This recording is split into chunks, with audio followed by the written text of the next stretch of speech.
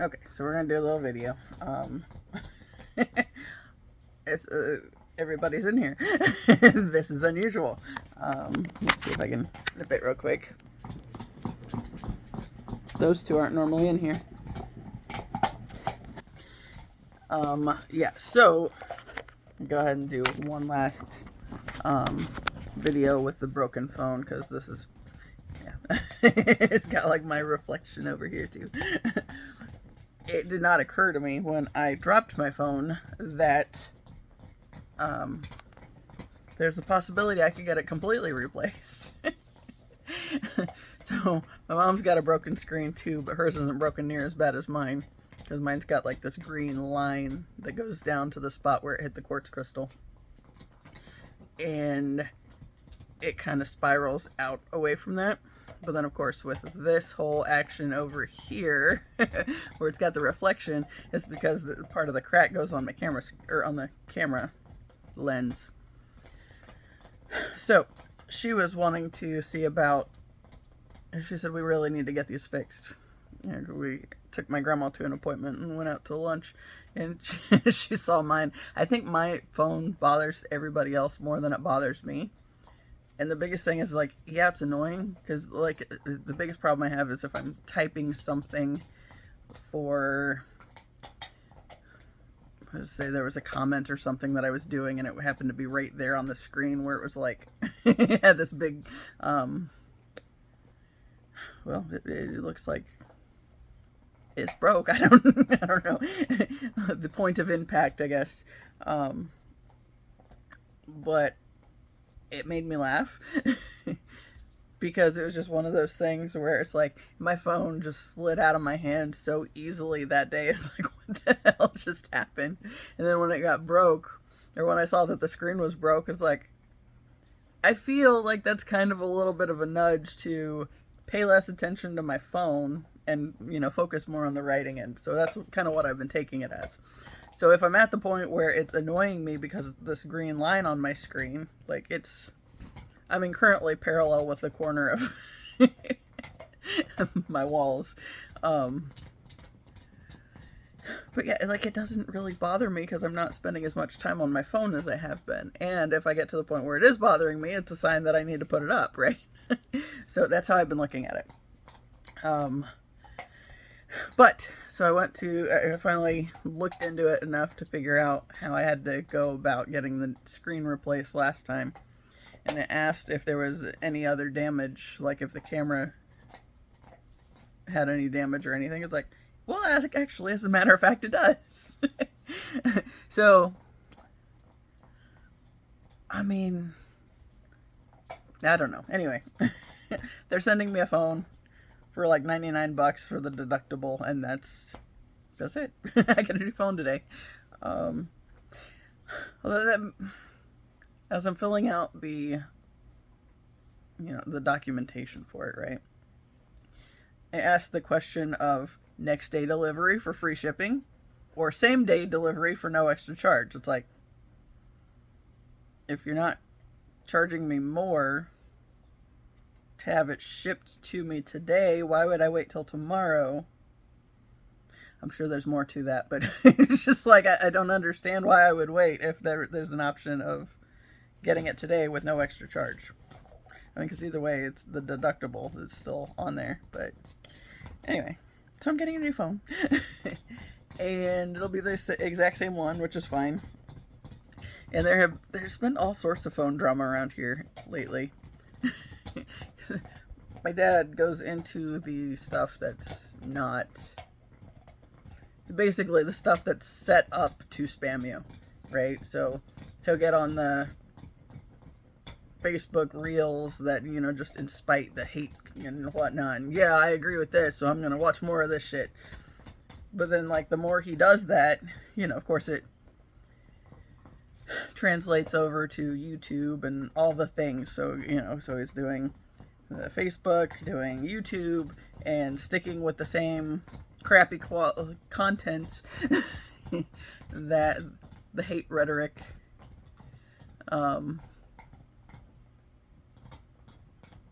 he had his phone locked up the other day because he was starting to get like ads constantly sent to him. And my mom tried to deal with it and she couldn't do it. They took it to Verizon, thought they got it fixed, came back and it was doing the same thing again. And the only thing I could think to do, it's like, because it was like, as soon as I'd close them out, there was like 30 more that popped back up. It's like, oh shit.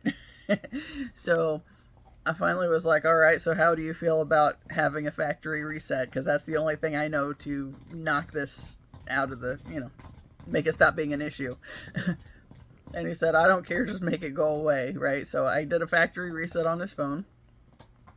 And part of that involved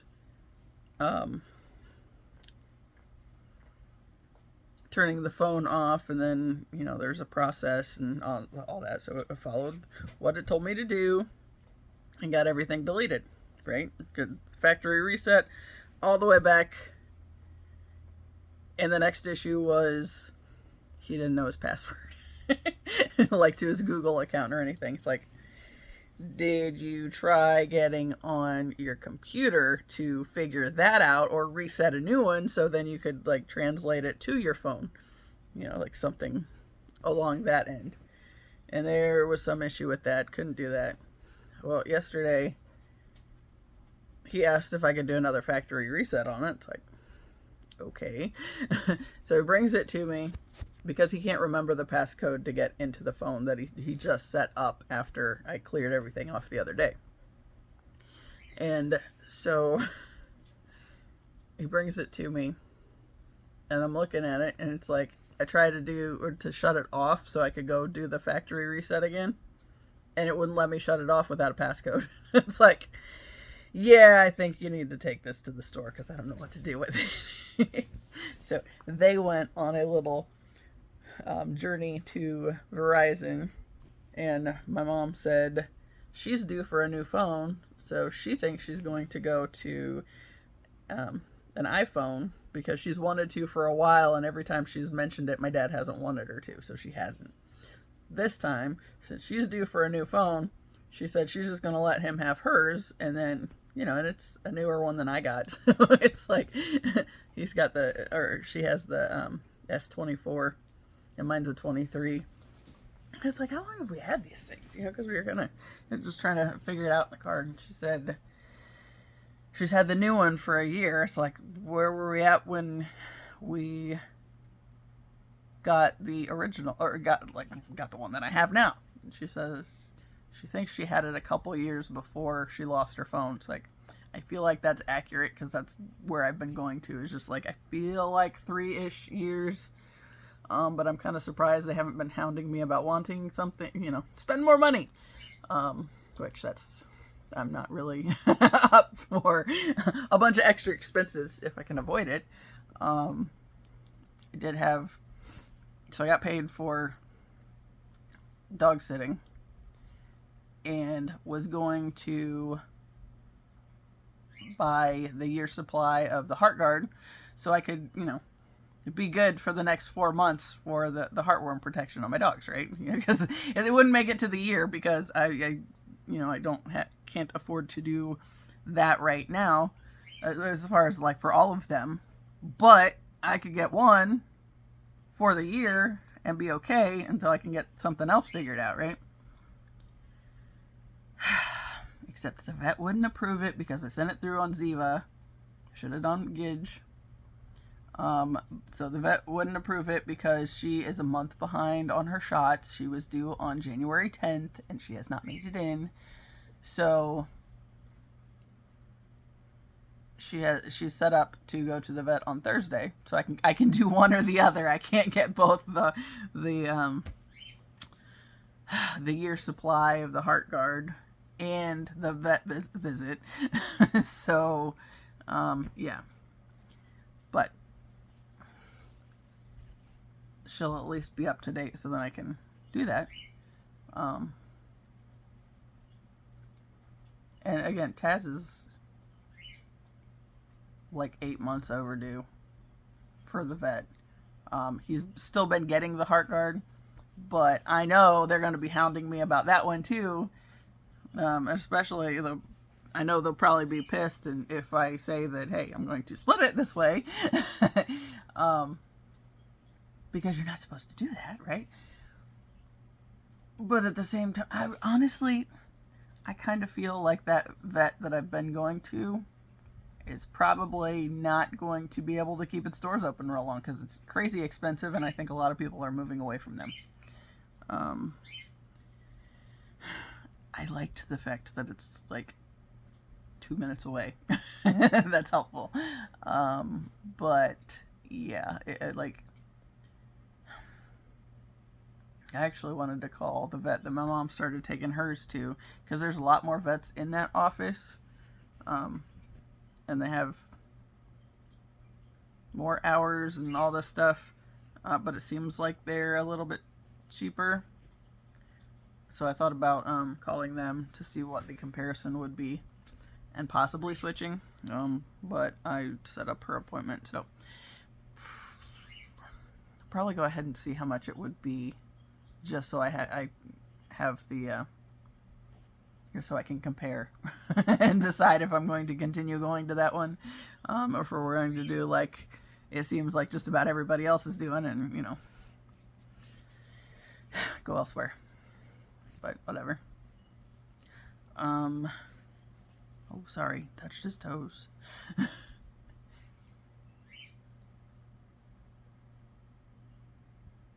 So it's really nice, and the snow's melting. And I skated last night, and I think I ended up doing 5 miles. I was going to do 4, and then I was like, okay, this will be my last mile. And as I was on the way back to the car, it said I was at 5 miles. I was like, oh, I did more than I thought I would, but that's okay because, it's been a minute. So it would have been a lot easier to, push to 7, but I might do that today. Because it's so fucking nice. Yeah. I've been kind of going back and forth with the writer's block a little bit. And it's kind of funny. I actually watched a Kino Tarot video a little bit ago, and she was talking about like career stuff. So my mom had my grandma at the doctor's office, and so I was killing time in the car. So it's like, well, we're just gonna watch a freaking tarot reading, right? I haven't done that. Haven't sat there and done that as much as I used to. For a little while, so I went ahead and that was the new one. I think she posted it like 3 days ago, so I was listening to it, and she was talking about part of the lesson right now is balancing the work and the push to do the thing, right? To the focus on the writing, right? But also being able to take time away from it and rest, right? It's about balancing it so we're not pushing all the time because we feel like we should be, we should have had it done by now, right? I've been working on this book for I've been threatening to do this book for a long time, for over 20 years. So it's time. But the biggest thing is I didn't have all the information before that I'm supposed to be writing about, right? So like the whole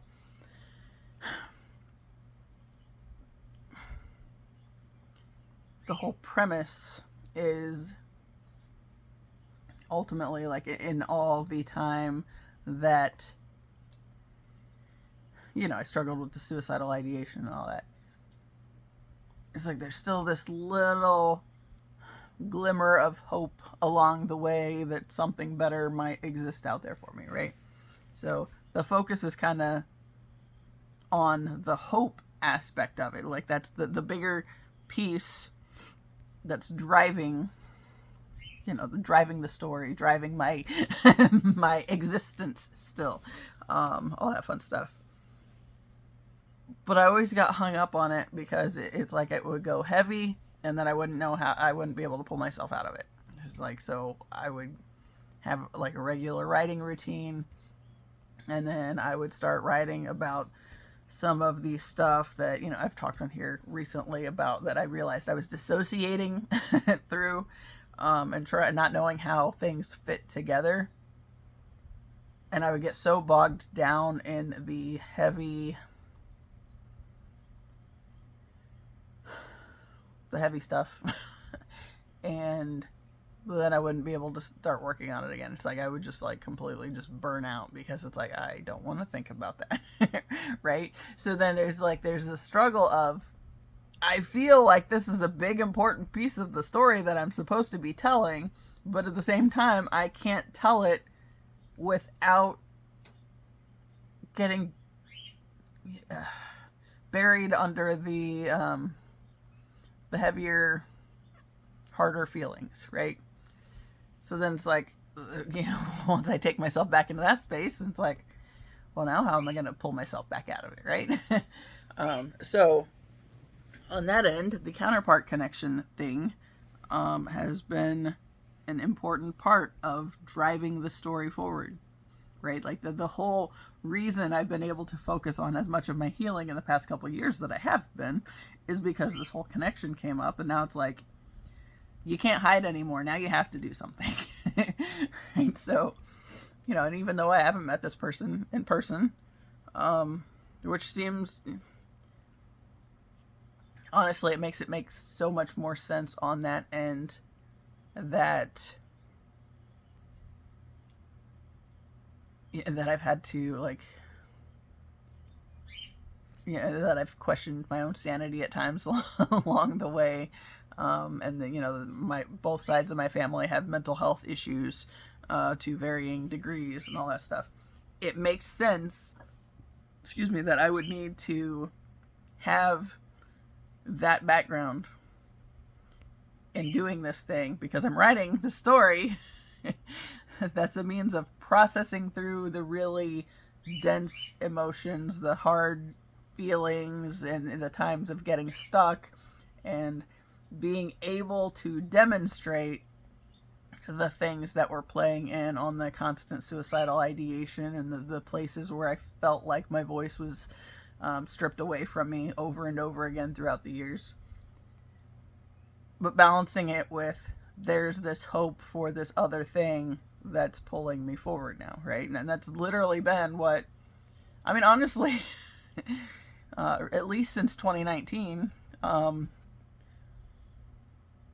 but looking at it to that level, I didn't know who this guy was back then, right? I had no awareness, no interest in trying to think about some further connection beyond the one I was trying to get out of at that point in time, right? But I needed to still have the rose-colored glasses over how I saw the previous connection with the ex before the one that I married, the one that I thought I was going to marry, that I did not marry. I needed to still look positively on that situation for that time, because that was a big part of what got me out of the other one, right? So, part of the deal with being involved with a narcissist is, essentially they want you to believe you are in fact damaged goods and nobody else is going to want you. So what's the point in leaving, right? Because at least they'll take you in your patheticism and all that crap. But if you go somewhere else, who's going to want you, right? Like that idea. So while I was getting that kind of mind fuck from my ex, I still had this other thing where I was reminded that despite what he was saying, I had somebody that treated me a hell of a lot better at another point in time. So it's like I was able to use that as a means of trying to pull myself up out of the mud, in a way, as far as trying to disconnect from that relationship, right? And so I've talked about the song Chasing Cars by Snow Patrol, and I heard that song, I loved that song the first time I heard it. And the first time I went on a date with the guy that I thought I was going to marry, they played that song at the ice rink, right? Because we went ice skating. And while I've never been inclined to say, oh, this is our song or anything. It's like, I love that song. I don't want to waste a perfectly good song on, a relationship that didn't know was going to stay forever or whatever, right? So like one of the things that that ex and I had talked about was his girlfriend before me had said that she wanted Lifehouse's song "You and Me" to be their song. So that was their song. So he could never listen to that song again and not get pissed off about it, right? So it's like, I'm not wasting a perfectly good song that I love for a relationship that it's not, it didn't last, right? But at the same time, because that song still was, held that sort of glimmer of hope, I guess, or the reminder that there was a time where there was a more loving connection, and so whatever the douchebag I was married to was saying or doing couldn't be completely right? Of course, the whole narcissism piece, like a big part of the difficulty of getting out of it was the piece where, you're damaged now, right? It's going to want that. And with the TBI and all that fun stuff, I've spent quite a bit of time writing through this stuff recently, so that's why it's coming to me so quickly. Like actually times where he was flat out trying to fuck with my head, and after I got my TBI, it was like he was gaslighting me all the time, and it's like I didn't really, like, to some degree I knew something was going on, but I didn't realize the full extent of it while I was in that situation, because I just broke my brain. It was really hard to know what end was up, right? So, and that's part of it too, like this whole, the challenge of mental health things and whatnot, right? Like a big part of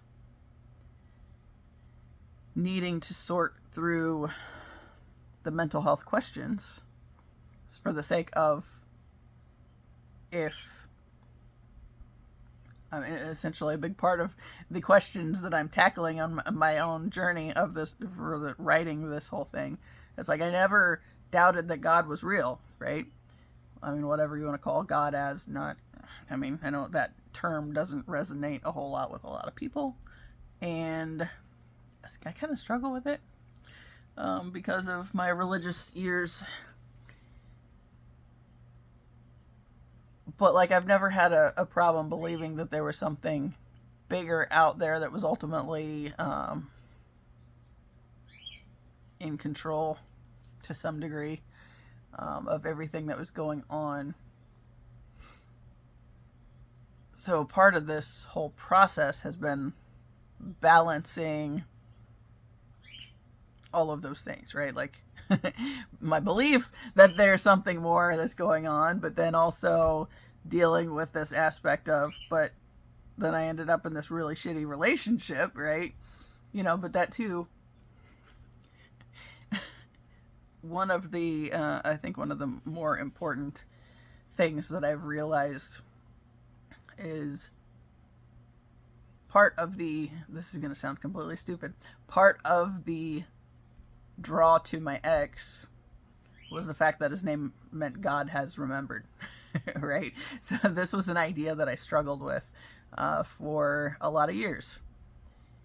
And I even wrote this thing after my dad's dad died back in 2004. It was like 2005 or 2006. I found this thing that I had written, and like one of the last lines of it is something about wondering if perhaps God forgot to remember me or something. And that's included in the book. I wrote like that specific thing that I wrote. It's like, I'm putting this in there. So it's like I have been writing this story all along. It's just taken a lot of time to collect some of the pieces, right? So like some of the little short things that I've written, like that was a little, like not even a full page. And I don't think it was a poem or anything like that. I think it was just like stream of conscious kind of thinking. and posing some deeper questions.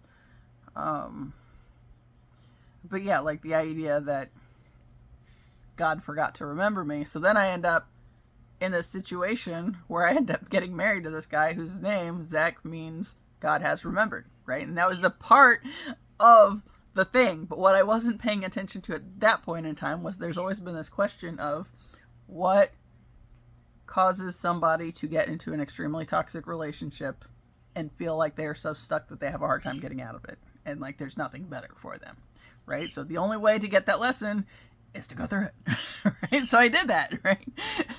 So it's like this thing that kind of was an enticing piece on God has remembered. And it was something that I had written about several years before. Because, okay, keeping in mind, so when I wrote that thing, I said it was between 2005, 2006, right? Well, then I met the guy that I married in 2012. So there were some years, right?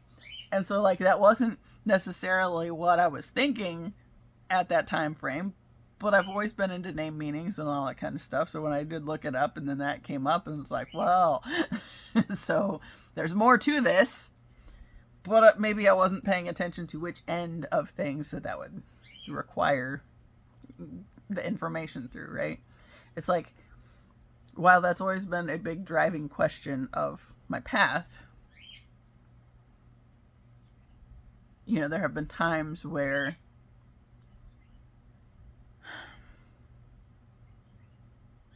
I completely forgot about it, right? It's like, it's in the back of my head somewhere. Like, the idea that I always knew that I was going to have to be the one in the family to get divorced, right? Because I was the one that was hearing my grandpa spout off about, well, my family doesn't get divorced and all that bullshit. It's like, when he was saying that when I was little, it's like, I'm going to be the one that has to go through this, right? It's just like, because he's so dead set on this thing being the case, this is a big part of my journey. And, you know, because of course a big part of the whole thing has been feeling like I wasn't part of the family. Right? And that's key to the whole story. That's key to how you get into such a shitty situation where you end up with a toxic person and then you feel stuck, right? And part of what I was feeling stuck for was because of my religious beliefs and, right, the religious side of it that also colored my family's perspective of it, even in the times that they weren't actively going. Because like my grandfather, he was your standard Christmas and Easter religious service attender. But there were points that he was always drilling, you know, kind of into your head with like the divorce thing, right? His family doesn't get divorced. So to be an acceptable part of his family, you should not be one getting a divorce, right? But I was never an acceptable one in his family, so like that was never really the thing. I tried for a lot of years. I tried, but it is what it is, right? My brother and I were talking last night, and something came up with the ex I thought I was going to marry. And he said that he was really good for you in a lot of ways, but then his next thing that he said was, but not so much in others. And I was like, oh, I dead agree. Like dead on. Like, yes. I said, like, one of the biggest things that I had realized with that connection was, it's like it gave me the space to lean more into some of the weirder parts of my personality. Like the fact that I wanted freaking leopard geckos, right? Obviously that's not a standard pet. But for whatever reason I got on this kick and then I wanted a gecko. And then, you know, at one point I had like 7 of them because of why I have one. Right? But yeah, the main one, Mittsford. I don't know why. It's a little, I think they said she was like, not albino, She was weird colored. She was yellow and lavender. But there was like a different name for it. And I don't remember what that was. I got her. And she was the last one to die. And she was 17 when she died. So it was kind of a... We had a lot of years together. But yeah. You know, so like I got the geckos. The cats that were not the white cats that were acceptable to my grandfather. The ones I got in middle school. My mom actually encouraged Tigger.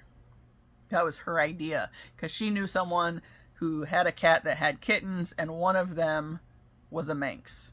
So it did not have a tail. It was born without a tail. And she said something about it. It's like, yeah, I want that one. It's like, that's awesome, right? And then Tigger ended up being this tortoiseshell color. So she was like the perfect Halloween cat. She was black and orange, with mostly black, but quite a bit of orange, and just a little bit of white. And, you know, then I got sassy, and my ex wouldn't have been able to talk me into rehoming. He didn't even talk me into it. He just said he would never have cats. So for me, at a time where I believed that, you know, I was going to marry this dude, it made sense to rehome them. Which is also part of that lesson that I had to learn through the belief of the thing. Because there's like a lot of things that never would have come into my path at all had I not believed that. Like the whole sexual connection. That wouldn't have been a thing, right? Because just my natural defense mechanism, I guess, is not to let people super close to me, right? Let alone in that way. And yet, once that relationship entered that space, I see it would have been another story, I think, if I hadn't had the thing that I refrained from talking to him about when I felt like I was supposed to talk to him about it. Because I refrained, that made it where the sexual connection was eventually a means of something to hide behind, right? So if there was something I couldn't be open and honest about, well, I could be persuasively distracting in another way so I don't have to think about it, and then, you know, then the next thing you know, you have this, you know, it's like this a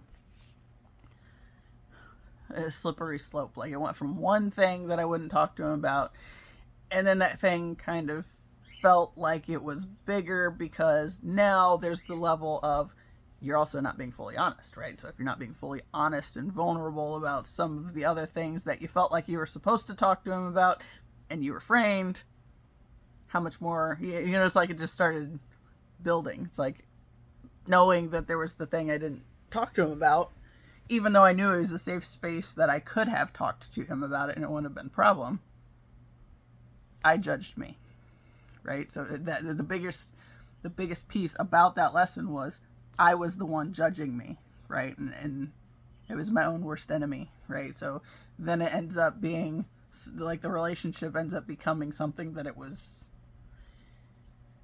I think, had it not been for the thing that I wasn't open about at that point in time, I probably would have married that guy. And I think we could have had a perfectly okay relationship long term. But because, you know, I basically set it up to fail as soon as I wasn't able to be fully confident and leaning into opening up about the stuff I felt like I was supposed to talk to him about, you know, then it was like, now you're hiding something, right? And once you have that idea back there, then it's like, it just kind of snowballs, you know? So then it's just this thing, but now it's this thing and the fact that you're not being open about this thing. And now what else are you going to not be open about, right? So like it was a big part of the journey.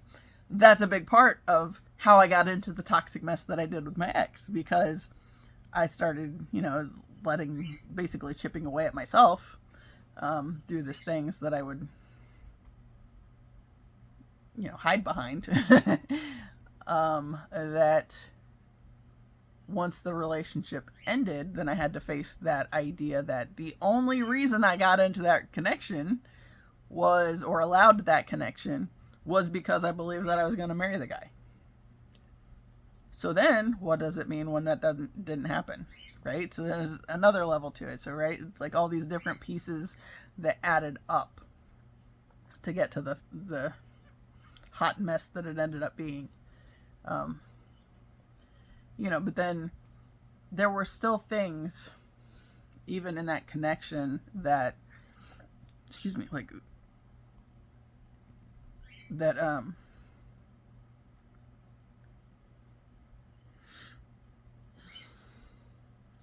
it was still me being able to be the weirdo that is me and being accepted for it. Like, he didn't have a problem with my geckos. I don't know that he particularly cared one way or another, but they're not as in your face as cats are. So there was that piece, right? But then, I've talked about the thing that my grandfather said because I pissed him off, right? This guy that I dated was also the one that I was with when I got my first tattoo. So my grandfather looked at it as, partly because of him, and in a way it was, but it wasn't because he wanted me to do it or was making me get tattoos or anything like that. It was, I wanted to do it, and since he already had one, then I felt more comfortable having him go with me, right? Because he knew what to expect and all that stuff. So I did not. But then, just the motorcycle class, right? So I took the motorcycle class. And then my mom takes it upon herself to tell my grandfather about it when we're over on the porch one day. And he says, why you always got to do everything different? You had two of the ugliest cats in the world, goddamn geckos, tattoos, and now you're going to take a motorcycle class, right? And that was when I was able to just look him straight in the face and say, my sole purpose in life is to piss you off, right? That's like, it doesn't really sound like it's that big of a deal, but honestly, for me to stand up in defense of myself against my family, that was pretty damn huge. So, and I've talked about that at, I don't know how much I've talked about it on the YouTube space, but how that was one of those things that I'm most proud of in my life, because it was the time that I stood up for myself, right? And it shut him up, my grandfather. So it's like, it wasn't all bad. Like, there were a lot of things that were good that came out of that situation. I think one thing that's really interesting is, I've talked about him on here several times too. There was this guy that I almost got involved with my freshman year in high school. He was a junior. And it was after the bullying began in high school, right? And of course, some of the bullies, were juniors and seniors, right? There was a senior and then some juniors. And this guy, I don't know how we ended up. I know my friend, she was in one of the main groups that I spent time with in middle school. She introduced me to him, but I don't remember the context leading up to it. I don't remember. It could have been such a thing as he heard people in his classes talking shit about me and might have said something. But somehow there's this little almost connection, right? He called me exactly one time and my mom had a fucking meltdown. And it's like, how much different would my life have been if my mother had not have been in the middle, ass deep in everything that I was doing, right? Because I was going to high school and she was working in the cafeteria, right? She was the manager of the high school cafeteria and she knew everybody. And, my mother being who she is, she could kind of push people's buttons and get what she wants out of them, kind of a thing. But yeah, she freaked the fuck out the first time that he called me on the phone. The first and only time he called me on the phone. And at that point in time, It's like I knew she was going to make my life a living hell regardless. But I felt like, honestly, I felt like I didn't feel like I was worth it to drag him into that kind of situation, right? Because I felt like he would have been a great ally in this situation, and I think he would have, had no problem defending me against the assholes. But then, of course, my mom's like, she didn't. I'm not gonna say that she didn't know about any of the bullying stuff, because I feel like she was pretty aware of everything that was going on. And I honestly feel like she also, like at this energetic level, wanted it. Because it kept me in line, how she wanted me, right? So I feel like if I would have gotten involved with that dude, that she was going to have to deal with me embracing more of the truth of who I am. And she wasn't ready to do that, right? And so there are like these things that I like always kind of knew are like on my path, right? Which is why this whole mental health thing had to be such a key piece too, because I have to deal with the side of things of what if you're wrong? Okay, but what if I'm right? Right? So it's taken me a lot of years in dealing with the what if I'm wrong and like what's the absolute worst that could happen. Well, I mean, at this point in time, being 42 years old and still living at my parents' house, or living back with my parents, because I've left several times. I just never was able to stay gone. And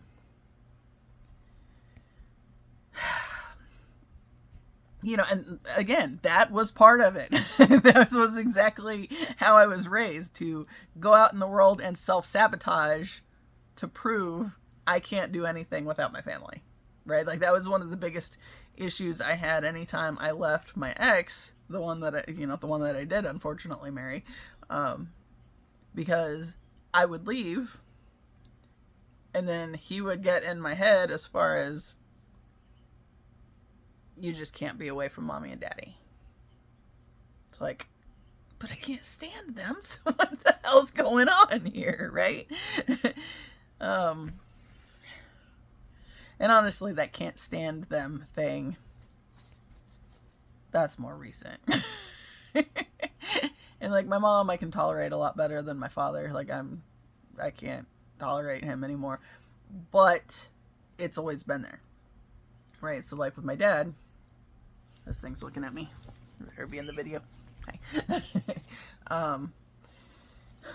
He'd come in and want to do the pat you on the back kind of thing, and I like even just thinking about it, like that has always been my natural response. If he touches me at all, it's just like, yeah, like this full body thing, and it's like, don't do that, don't fucking touch me ever. Hey, get the kids all wound up.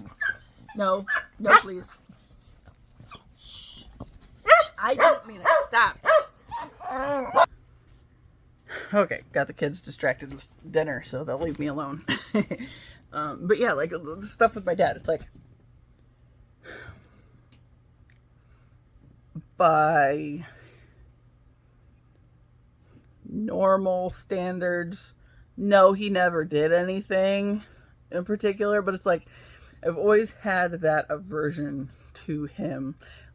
Not when I was little, but like once we stopped going to my great-grandparents thing, like after my great-grandpa died, it's like everything went to shit, right? So including that connection. So what I've said a lot about that connection has been, it felt like my mom forgot she had kids for a while. You know what? I'd say I forgot she had kids. I'd say that's pretty acceptable. It's like we weren't allowed to be kids anymore. Like suddenly we shifted into having to take on like these more adult responsibility kind of roles. And, for 7 and 9-year-old kids, that's not fair. My brother being a Capricorn, of course, he's more, that's like... My brother is a Capricorn. The Capricorn is the father of the zodiac. and 4444. Cancer is the mother of the zodiac. So it's like we've had these conversations before, and I've just been like, did you ever feel like we were the adults and our parents never got fully raised? And he's like, yeah. It's like, okay, so that's a weird thing, but I think that goes along with the whole, it goes along with everything. Anyway, so like, by the world standards, did he do anything specifically? Like, he didn't touch me or anything like that was like extremely inappropriate, but this was enough to give me this whole like full body like thing. They're just like, don't fucking touch me ever.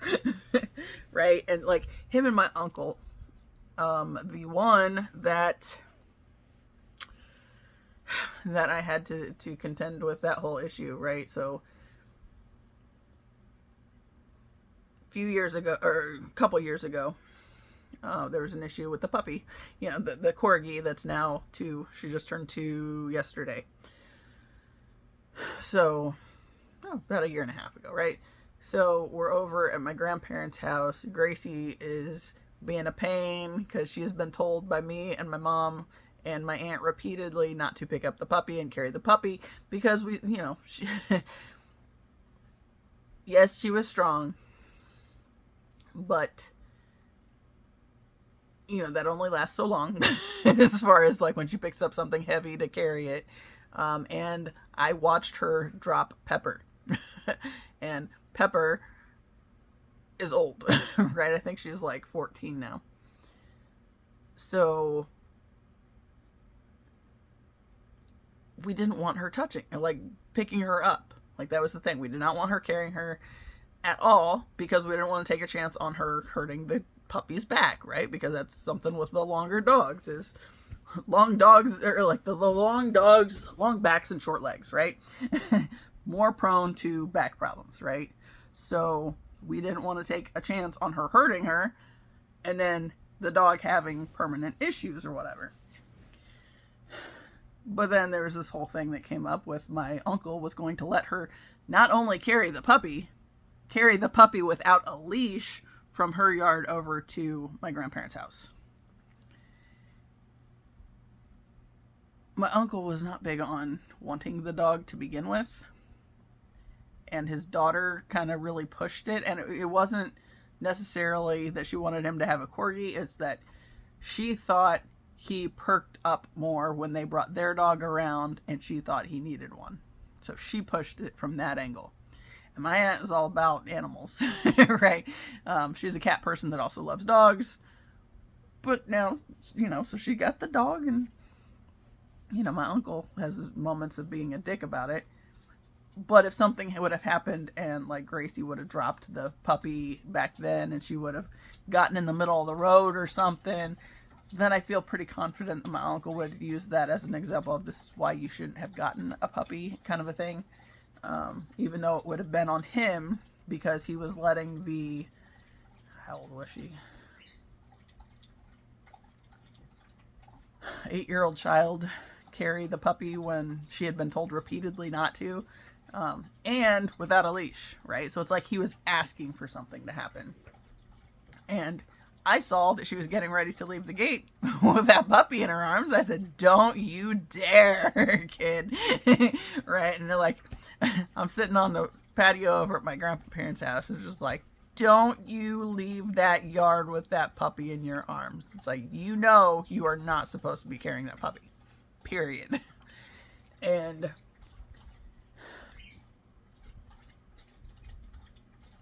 that's a lot of drinking, dude. When my uncle got over there, he comes in with an attitude and says something about who made you responsible for my dog or something like that. It's like, first off, have a lot more sense when it comes to dogs than you do, since you were just getting ready to let the child carry the dog without a leash even, from one yard to the other. Yeah, I didn't say that per se, but that's like everything that just like goes through my system really quick is like, you know. And my thought on the whole thing too is, if the kid would have dropped the dog and she would have ended up in the middle of the road and gotten killed, at some level that's going to come back to the kid, because the kid was the one that was carrying her even though she wasn't supposed to, right? So whereas it should have fallen on the adult to not allow it, right? We're trying to protect all of the innocence, right? We're not trying to let the kid have this thing to feel guilty about, you know. And if, you know, she was the last one that touched the dog before the dog ended up in the road or something, then that's something that it's going to get, she's going to feel it in some way, right? You know, whether because my aunt was crushed because something happened to the dog or whatever, or because my uncle wanted to act like he's some sort of brilliant man or whatever and let the child handle the dog anyway. This is how my brain works, right? So it's like I can immediately see the worst case scenarios, and let's not let that happen if we can avoid it, right? And because this is my niece, I feel more responsible to my brother on that end, that I keep an eye on her, knowing that my uncle's getting ready to do this, you know, irresponsible thing.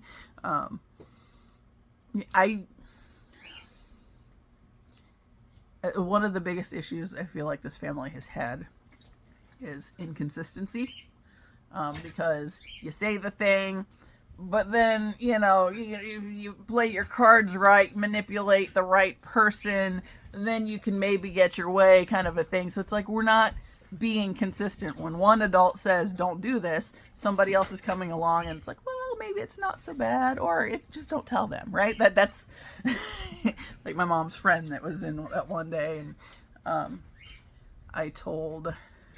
reminded my mother that she was not supposed to give my niece a bunch of cereal when they were getting ready to move, and she's like lactose intolerant, but she won't eat the cereal without the milk. So it's like, this is not really helpful. What? Come on, get up here. Come on. Come on. All the way up. Oh, here he is. Okay. Hi. Yes, thank you. No, that's enough. That's enough. Anyway, the whole deal with my uncle, like, I flat out called him to his face a fucking dumbass. And, you know, I yelled at him on the porch, and in the middle of yelling at Gracie as well for knowing that she had been told not to do this thing. Stop.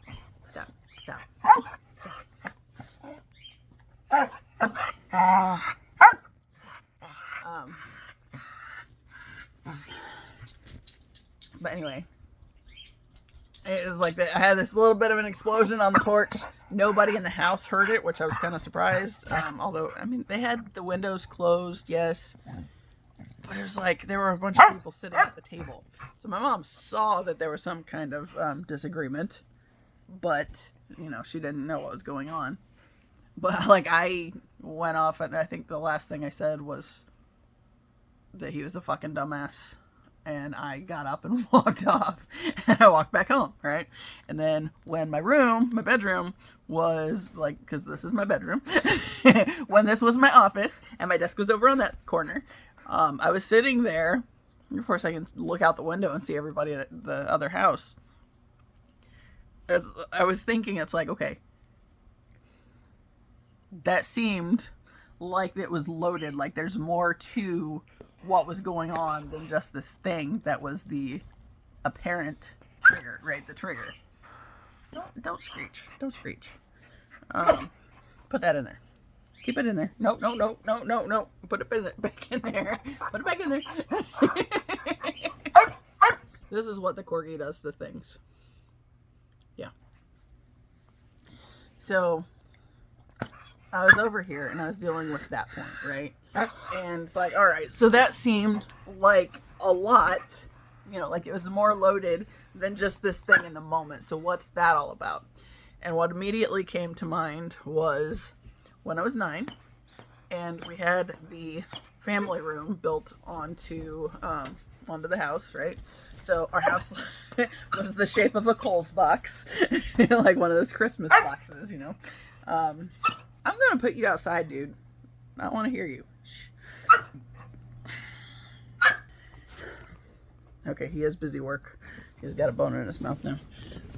So anyway, so it was a loaded thing, and it took me back to when we got the room addition put on. So the house used to be like a Kohl's box, the Christmas boxes. And then they added onto the back of the kitchen, they added the family room, and then a closet, a bathroom, and a pantry. And I was 9, right? And I was sitting on the couch, and I don't even know what the context was. Like, I don't know that we were playing something or what it was, but my uncle went to take something from me and like ran the full length of his forearm up my crotch, right? And in a moment, it's like, I was just kind of like, and my mom saw it and called me over, right? So I go to where she's at in the kitchen, and she asked if he touched me. And my immediate thought was, last time anything happened, I got in trouble. I don't want to get in trouble. So I said no, right? So it's like this thing that triggered me when I was 40, 41-ish. Went back to this thing from when I was 9 that I just like could never, you know, because that was another layer of the ways that my voice was stripped away from me, right? So it's like, this thing happened, and rather than finding out what actually happened or not, my mom just poured on the guilt and the shame and let me know I was bad. So then this other thing comes up, and my reaction is caught up in last time I got in trouble, right? Last time something happened at any level, I got in trouble. I didn't want to get in trouble. It's like, because it's like, that was one of those things that was like, it never went away, right? So like this thing that happened when I was 8, and then, you know, that was the year we started at a new school, right? Because the elementary school that I had started out in for kindergarten and first grade was attached to the high school. My second grade year, they opened the second elementary in the school district. The first one was like way away. It was still kids in the county and everything, but on the other side. Right? So then this deal with my cousin comes up, and he takes that shit to school immediately. So it's like this new building, brand new building that I'm going to school in, now becomes contaminated with the shit that my cousin, you know, and that followed me. It followed me through all the way through high school, but then made its appearance multiple times after the fact, right? So then, even as I've been deconstructing all this stuff, realizing how all this other stuff got layered on top of it, right? But at the time that I was, you know, like in the time that I was dealing with my ex, take your pick, I wasn't, okay, like the first guy that I dated for 4 years. Okay. This is like, see, I feel like this is why Jeremy's come up to mind so much in the past couple of years. He was the leader of the goth kids, and he was the one my mom had a meltdown about me having any connection with him whatsoever. And I feel like if at that point in time I would have pursued that connection, that friendship, it's like I feel like it would have been embracing a part of me that I already knew I had the inclination toward, right? So like, I've always felt very protective of essentially the rejects, you know, especially protective of what I would call the good guys, which was essentially people that are not trying to, they're just trying to live their own lives and not make things harder on everybody else, right? Those guys, the ones like my brother, like, my main friend group back in high school, the Tylers and Pauls and Charlies and Brads of the world, right? But also, it's like, there's still so much caught up in this, because of course, where I am now, obviously I'm not where I'm supposed to be as far as the end goal kind of thing, or like the people that I've come into connection with at this level. There's still a lot that I know I'm meant to do that I haven't done yet, right? And I still feel like there's a big leadership thing on my path. But it's one of those things, like, if I start talking about that, then I'm just going to sound fucking nuts even further, right? But anyway, I feel like if I would have gone ahead and allowed that friendship with Jeremy to develop, it would have helped me to be more true to me, right? And to the things that I wanted to do even back then. Like, this is the crazy thing, right? So I kind of always knew this was kind of how I was going to dress, but maybe not as aware of the colors and how bright I would be. But like the leggings, the shorts over the leggings, that was always something that, like, I remember in high school I felt really drawn to it. And there was this time where I wanted to play powder puff specifically so I could do this kind of thing, right? And get away with it. Because in my head, my family, I couldn't get away with that. And then what ended up happening was when I was in my late 30s working at Amazon, when I first started there, I was going in denim shorts or jeans, right? And it was so damn hot, and I was like running around, because it's like October when I started. So if it's hot in the trucks, it's fucking hot, right? Because the sun's beating down on the metal. So it's basically like going in and out of an oven all day.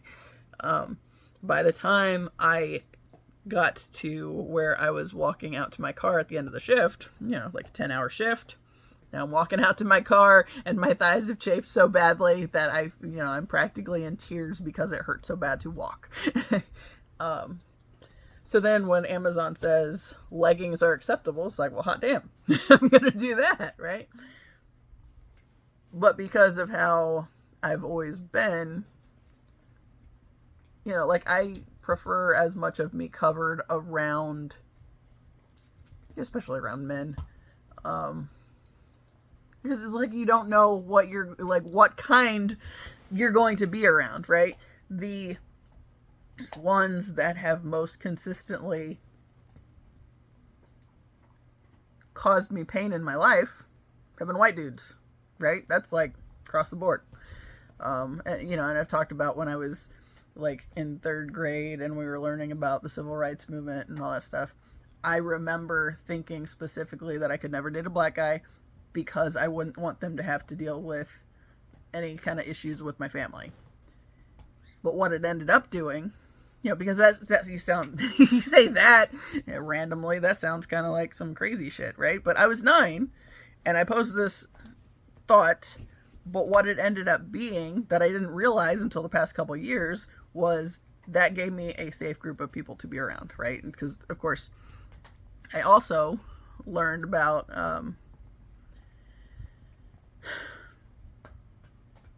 Emmett Till and the white woman that he whistled at that ended up, getting the white men involved, and, kid gets, drugged behind the back of a truck or something and killed because he supposedly whistled at this woman. I remember sitting through those lessons, and especially like when they came around to saying that nothing ever came of it, right? The kid's gone, but the people that did it didn't have to pay for it, right? So, like, there were no consequences. And that's why, that is a huge part of why I'm taking the approach that I am, like with my book, and where I'm flat out calling out the bullies, because I feel like the way that the world is currently in distress, if you will, is because there's a huge history of nobody being held accountable, right? You just manipulate the right people and you can get away with it. It's like, no, that's bullshit. So, you know, and I talked about the other day, I had that vision where I saw the one guy that was one of my biggest bullies, you know, the one that was in my brother's class. You know, so God only knows what he put my brother through, because I know he went from being a good friend of my brother's to, after this incident, he was, you know, as much of a jerk to him as he was to me, I think. But my brother was in the same,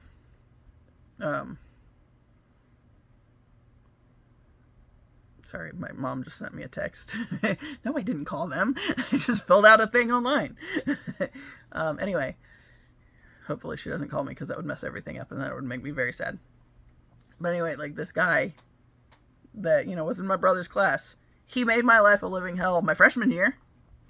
But most of the time there was enough spacing. So, like, when I was in middle school, when I was in 6th grade, he was a freshman in high school, so I didn't have to worry about him then, right? But high school, I was a freshman, and then he was a senior, so, you know, that was one of them nightmare times. And when I was in 2nd grade, I believe they were in 5th, my brother and him.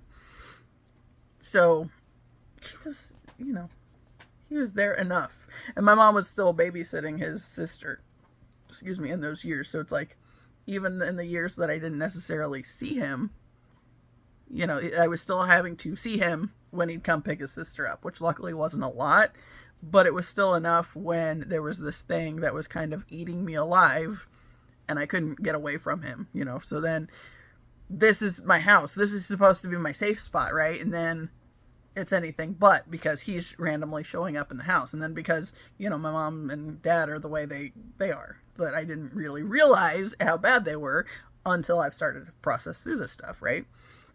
Anyway, so how did I get there? My mom distracted me. The vision that I had the other day, where I was basically having the realization that it's like, he was a huge part in keeping me squashed and not able to use my voice for all of those years. So his throat is going to be a step on my path, because I'm not going to sit idly by and allow the people that, you know, fucked my life up for a lot of years, allow them to not have to deal with anything, right? So yeah, they're getting called out, and no, I'm not going to feel bad about it. And yes, I feel like that's the right thing to do, because there is such a history of people not being called out. And I feel like if we addressed the bad behavior, well, I mean, then you wouldn't have the big bullies, you know, that are, you know, literally pedophiles ending up as a fucking president, right? So there's obviously, it's not just this bullying level and then that happens, but over and over again, the more those types of people are allowed to get off with their bad behavior and not ever be held accountable for it, that's doing a lot of damage. And eventually that adds up to the situation we have in the government, right? So I'm all about holding people accountable. Like, you know, okay. So we're having this stupid situation around here currently. 2 nights ago, my dad was being a pain in the ass because he wanted to go to bed and my mom was staying up.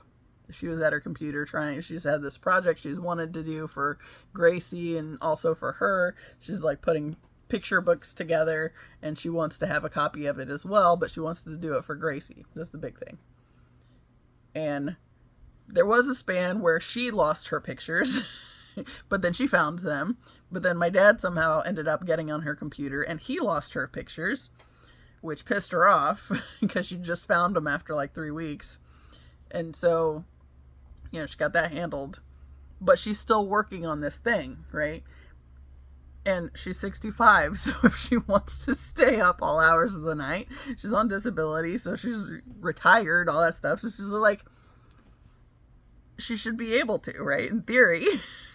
And my dad was pitching a fit about it. And she finally quit on what she was doing and went to bed, right? Just to shut him up. Last night, she went to bed early because my grandma had an appointment today. And he didn't go to bed at all. Like, he went back there, and it's like, once she was in her place, he went back into the other room, and he was up all night. Like, he was, I think a big part of it was sleeping in front of the fireplace. But it's like, I've said multiple times, it's like, he just wants to be in control of something. And he wants it to be her, right? And he's not gonna, like, I'm not cooperating with that bullshit, because, like, he said something last night that basically made it sound like I wasn't where I was supposed to be either. It's like, don't you dare try to bring me into your bullshit. It's like, because I'm not having it. I don't care. I'm not making the excuses for your dumb butt like she is and always has been. It's like, I've seen it, that he wants that control piece. And he resents the fact that she did for her father. Like, she bent over backwards. She was living in the hospital when daddy was in the hospital. But then, she'll go with my dad, but it pisses her off when she has to stay all night, right? But she's still going to do it, right? But it's like this constant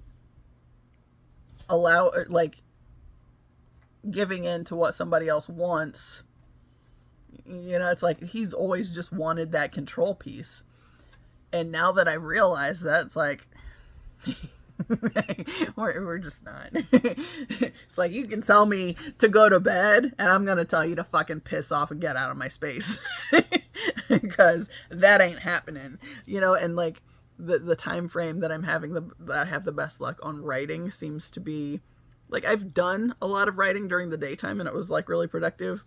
But it's like, usually there's more stuff that's distracting, that's kind of pulling at me.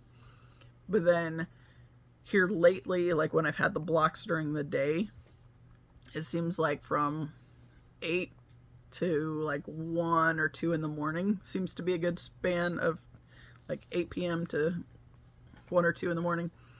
That seems to be the time frame I'm most productive and most able to have clarity and put the stuff together, right? So the last time that I was struggling with the writer's block, of course, every time I have the writer's block, I kind of rededicate myself to the path and make sure that it's not my family being in my head that's causing me to choke and not be able to go forward on writing the stuff that I know that's going to piss them off.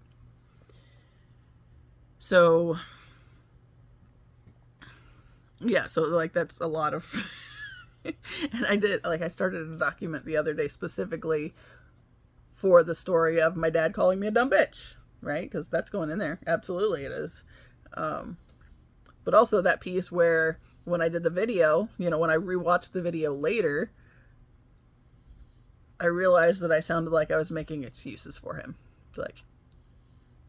Like, yes, he said this mean thing, but I know that it wasn't specifically because of me, because this is just how he, that's the things he says about basically strong and powerful women, right? Is he will resort to calling them a dumb bitch. Why? Because he's of that bullying mentality where you have to bully the women into submission so they don't get out of line, right? And he wants that control. It's like, no. So, yeah. Anyway, yeah, so if he tries to fuck with my writing time, he's said many times that I don't ever have a kind word to say to him. And it's not wrong. But the biggest piece with that is I'm at a point now, I'm not making excuses for people anymore.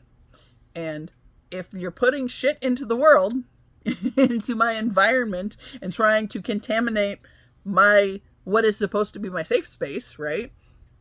You're going to get back what you're putting into it, because I'm not coddling your ass, right? My mom trying to coddle his ass anywhere along the line is what has made him the nightmare that he is today, right? He took himself off the meds and ended up, having the stroke, right? And then he took himself off the CPAP and then had another stroke. And yeah, honestly, it wouldn't surprise me if that's part of what he's doing now, is he wants my mom where she's supposed to be contained at. He can go be away from his CPAP machine. And if something happens, yeah, because he doesn't want to be here. And yeah, I don't care. Like, I honestly just don't care. Like, that's the biggest thing. It's like, whenever that man, I have absolutely no problem walking away from and never seeing again, never speaking to him again. That will not break my heart. I told my brother last night that was the first time I actually told him that I had thought about. I said it really bothered me when I had to go back to Jones after I got divorced. It's like, I didn't know there was any other options that I could do, but because like in the divorce paperwork, it's written out that I was going back to my old last name, but it's like, I really just didn't want to do that. And then that day, like about a month and a half ago, where I'm laying in bed staring at my chaos wall, and it's like thinking through this whole point. It's like, because ultimately, okay, it's like the things, okay, if there is a child that has your last name, that essentially kind of makes you the caretaker of the child, right? But then, considering that I wasn't born out of a loving relationship, I was born out of basically obligation, right? So my father skipped on the connection that he could have had a happy life with, and that he of his choosing, because he felt obligated to take care of my grandparents as they aged. So he settled into the situation with my mother, so he would be available to take care of his parents, right? So my mom, this is something I've been writing about too. It's like, she's always said her biggest dream in life was to be a mother. But her biggest regret in life was the fact that she never went to school or she didn't go to college immediately after high school. It's like, who told you that you couldn't have kids after you got your education, right? That's like, historically, like, that's kind of one of those things that we've been conditioned to believe, right? That idea of, like, okay, going back to my dad on this whole name thing, it's like, I realized staring at the wall that day, it's like, I went from being my father's trash to being my husband's trash, because neither one of them valued me, and because I didn't value myself, because I was so used to being treated like shit and accepting that misery is just how life's supposed to be, right? I didn't think, like, there was a part of me all along that, like, that was part of the struggle with the suicidal ideation too, is that I thought I was just doomed to be forever miserable. And it's because of how I grew up, right? So, like, my brother and I were talking last night on the phone, where he was talking about derailed. We were talking, it's like, this is how he had something where somebody tried to scam him with something he was selling on Facebook. And so we were kind of processing through that. I said, he was talking about the way they sent the thing through, because they were supposed to send him money on Venmo. And then he gets this email saying that they sent it through the business account, and he needs to ask them for $500. And then he's supposed to reimburse it. It's like, I had somebody try to pull that on me before. It's like, no. It's like, first off, if you have somebody, okay, if you're selling something and you have somebody that contacts you in the messages on the post saying, DM me, don't ever do that. I said, if they really wanted it, they would contact you, because all you have to do is hit message. It's like, that is not a hard process. So I said, I feel like that whole DM me is, will you take the bait? Will you put forth the effort? Because then if you are somebody that has been conditioned into just doing what you're told, then they come at you hard and fast and try to move so they can get money out of you. And that's interesting. I don't know what's happening with that now. So they can get money out of you. Like they have to come hard and fast at you, so they knock you off balance, so you don't have the ability to step back and be like, this doesn't feel right, right? And that's exactly how we were raised. If mom's temper tantrum didn't do the trick, then dad stepped in to bully us into submission further. It's like, this is literally how we were raised. So it's like, this whole deal with like the scammers, it's like you gotta find your balance and don't let people, don't let it, like they said, DM me, right? It's like, that right there says you're not actually interested in what I have, because you're not putting forth the effort. I have posted the thing that is for sale, and you are not putting forth the effort to actually make some sort of moves to get the thing. And I'm going to go ahead and get off of here, because I keep having these Ashurion things pop up now. And, I also want to skate before my phone, if I'm still getting my phone.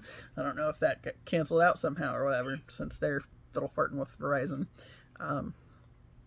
Anyway, my last video on the shitty phone with the extra reflection. Yeah, so anyway, as always, I appreciate you. Until next time, see ya.